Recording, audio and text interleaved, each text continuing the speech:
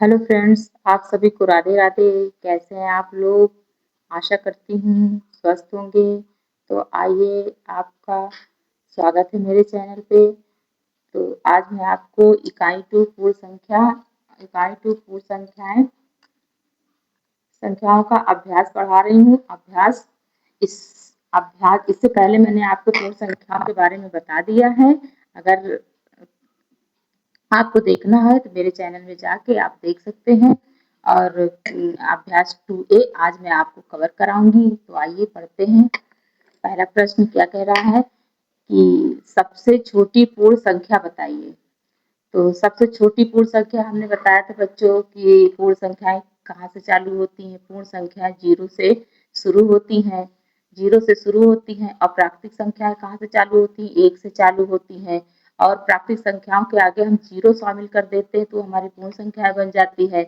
तो पिछले वीडियो में मैंने आपको समझाया था। तो वही क्वेश्चन पूछ रहा है कि सबसे छोटी पूर्ण संख्या बताइए। तो हमको पता है बच्चों कि सबसे छोटी पूर्ण संख्या क्या होती है? शून्य होती है। तो दूसरा क्वेश्चन क्या कहता है? प्रश्न दूसरा क्या कहता है? संख्या रेखा पर निम्नांकित पूर्ण संख्याओं को प्रदर्शित कीजिए। तो आइए देखते हैं।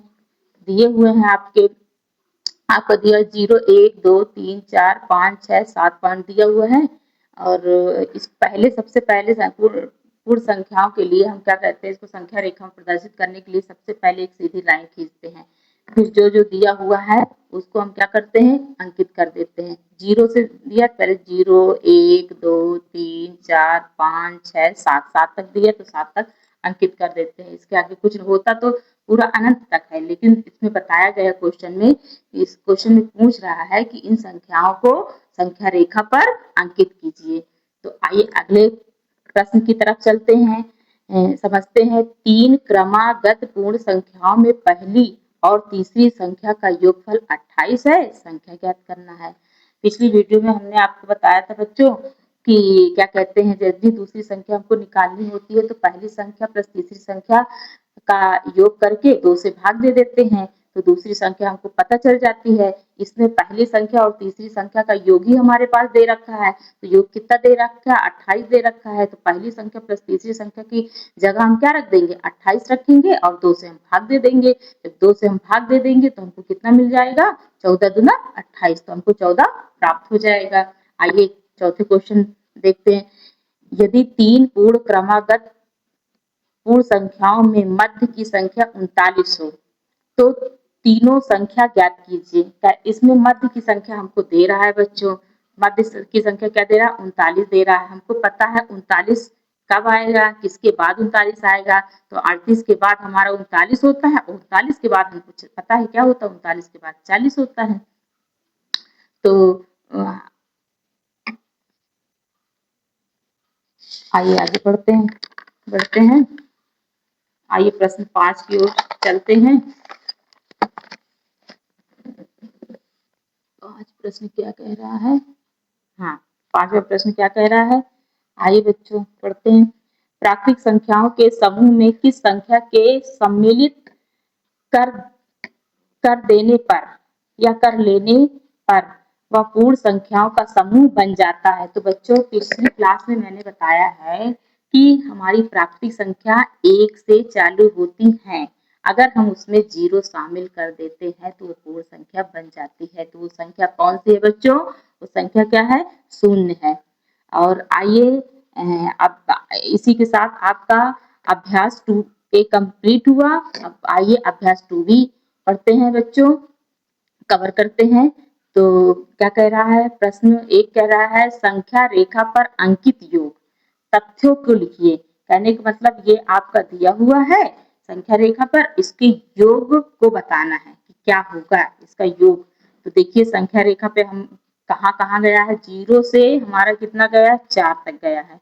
फिर उसके बाद कहाँ से? 4 से फिर कहाँ गया है? 9 तक। तो कहने का मतलब बच्चों इसका हम अंक नहीं जोड़ते हैं। क्या जोड़ते हैं? इसकी गैपिंग जोड़ते हैं। तो देख लेते हैं गैपिंग कितनी है। 1 gapping, 2 gapping, 3 gapping, 4 gapping. 4 gapping है तो यहाँ 4 लिख लिए। फिर अगली गैपिंग देखते हैं क्या है। 1, 2, 3, 4, 5, फिर प्लस करके हमने 5 लिख दिया। और 5 में 4 जोड़ेंगे तो 9 आ जाएगा। ये वही चीज संख्या रेखा पे दर्शा रहा है कि इस 4 और 5 का योग 4 और 5 का योग क्या होगा? 9 होगा। और सेकेंड क्वेश्चन क्या कह रहा है? हाँ, तो सेकेंड क्वेश्चन क्या कह रहा है आपका? देखिए कितना गया है? 0 से हमारा 5 गया है, फिर 5 से कहाँ गया है? 10 गया है। तो कहने का मतलब है बच्चों, हमने बताया था कि दिख नहीं रहा? दिख रहा है। हाँ हाँ, तो हम कहाँ गए हैं? पहले इसकी गैपिंग हम देखते हैं। 1 2 3 4 5, 5 गैपिंग यहाँ है तो हम 5 लिख देते हैं। 5 गैपिंग यहाँ है तो हम 5 लिख दिया। फिर उसके बाद फिर यहाँ पे देख लेते हैं हम कितना गैपिंग है। 1 2 3 4 5 6 गैपिंग है, प्लस करके 6 लिख दिया तो क्या हो गया? 6 5, टोटल इसका योग कितना हो जाएगा? 6 5 11। तो वही ये योग करके दिया हुआ है। आइए आगे बढ़ते हैं। वही बच्चों इसका हल दिया हुआ है।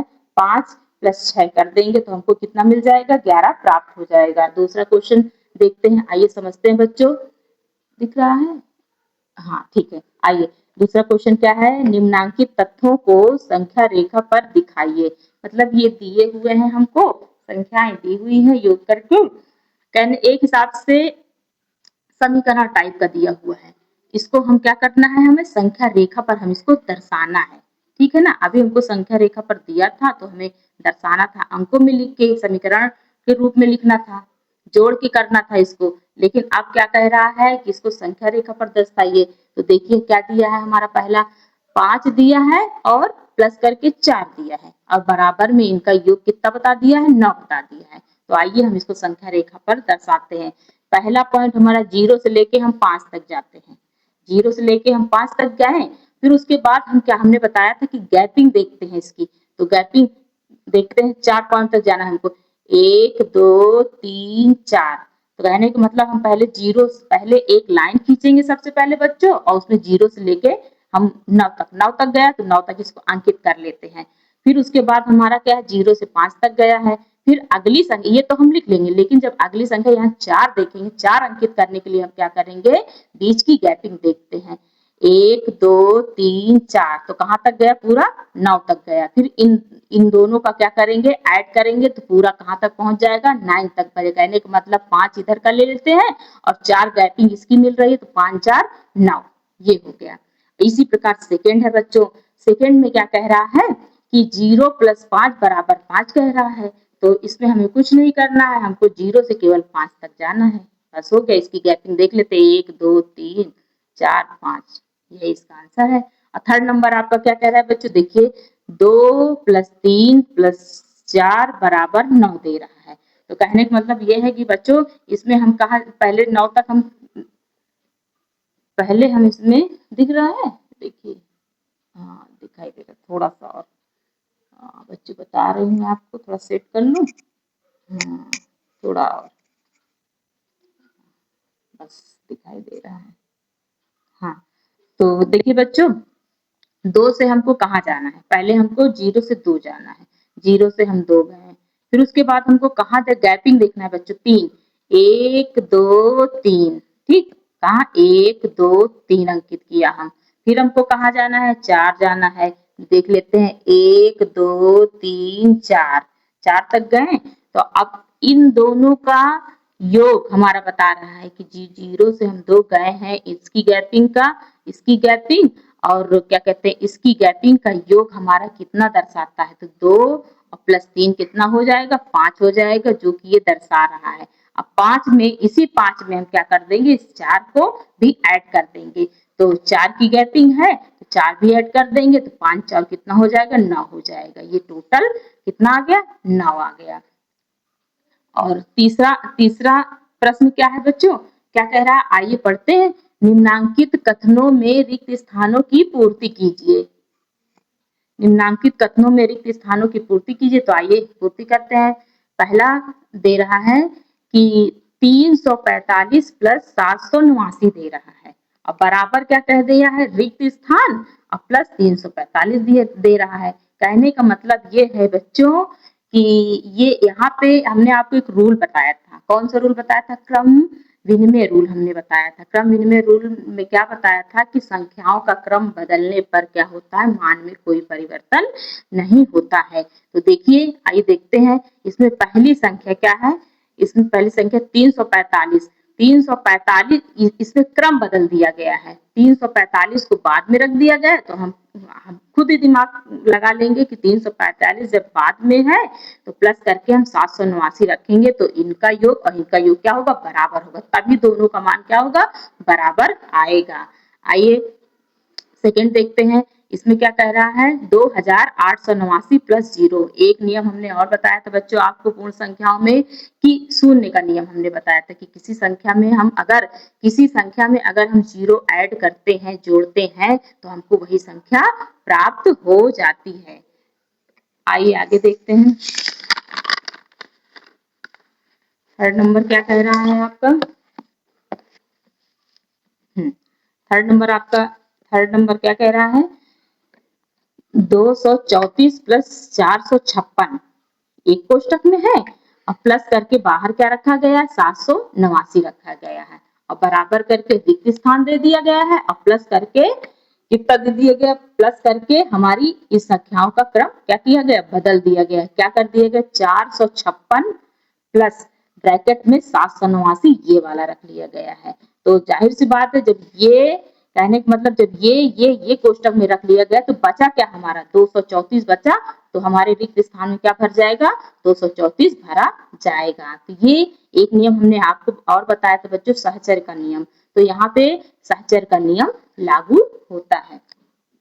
और चौथा प्रश्न क्या कह रहा है कि पूर्ण संख्याओं के लिए घटाने की संक्रिया क्रम विनिमय नहीं है, 3 विभिन्न युग्म लेकर इसकी जांच कीजिए। कहने का मतलब ये है कि ये कह रहा है, क्वेश्चन में ये कहा जा रहा है कि 3 कोई युग्म ले लीजिए और हमको बताइए कि घटाने की जो संक्रिया है, क्या ये क्रम विनिमय नियम का पालन कर रही है या नहीं कर रही है। तो आइए हम 3 संख्याएं ले लेते हैं, तो 3 युग्म ले लेते हैं। तो 3 युग्म हमारे कौन कौन से हैं, एक 5 7 ले लिए, दूसरा है हमारा 7 10 ले लिए, तीसरा है 6 7 ले लिए। तो देखिए पहले में आइए देखते हैं क्या होता है।